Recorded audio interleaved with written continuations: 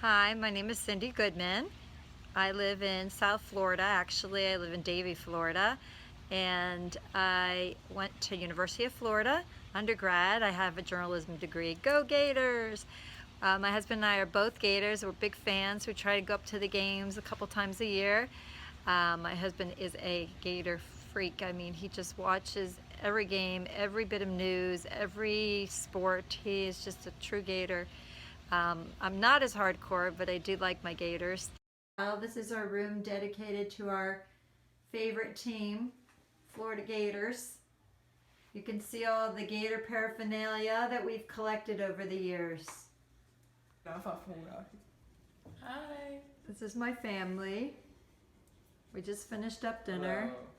We had our family meal. And it's probably our last family meal because the kids are going to leave.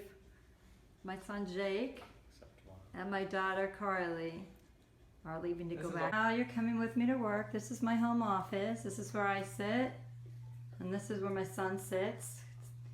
We started working together in this office when he was younger in grade school and I could supervise him doing homework, but now he's in high school. He doesn't need my supervision, but it's still nice to have company in my office with me. This is my coworker Maggie. She's with me most of the day. We talk a lot. I bounce ideas off of her. She's very helpful most of the time.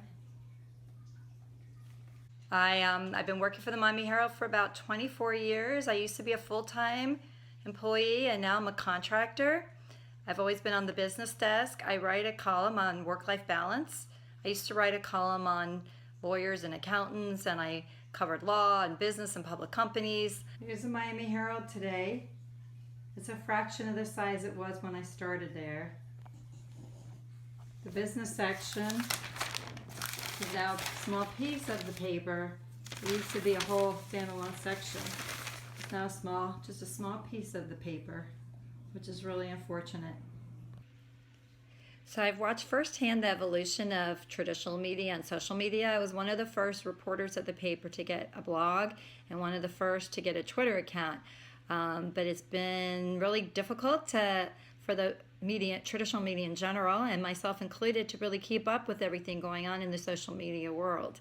I'm starting to see newspapers becoming much more interactive. We care a lot more about the website than we did originally. We've just been really slow to jump on board.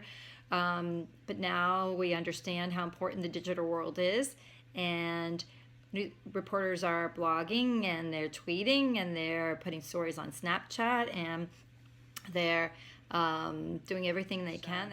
I came to the Herald when it was really bustling in its heyday. The newspaper had hundreds of reporters and plenty of bureaus and offices, and I've seen it shrink down to one office. It used to be in downtown Miami, now it's a small campus in Doral. Very different. I'm pretty much a novice at social media. I have a little bit of skills, but very little video making skills. This is one of my first videos I've ever made. I want to learn more. I feel like there's still so much more to know. I know the writing part of it, but I don't know a whole lot about the digital part of it. So I'm really looking forward to strengthening my social media skills. One of the things people don't know about me is that I collect candy machines. I have a pretty good candy machine collection, and I try to build it. And I always see real cool machines, different cities I visit. It's always stocked with candy, and I try not to eat too much of the candy during the day.